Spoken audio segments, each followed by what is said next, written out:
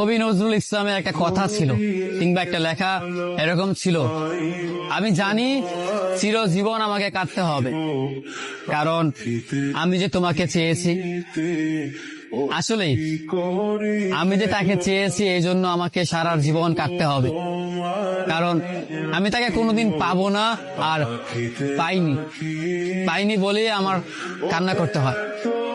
তাকে আমি প্রচন্ড ভালোবাসি বলেই আমার কান্নাটা আসে, তাকে আমি আমার করে পাইনি বলেই আমার কষ্টটা হয়। কবি নজরুল ইসলামের লেখাটা খুব দারুণ ছিল। আসলেই তাকে পাইনি বলে আমাকে সারা জীবন কান্না করতে হবে।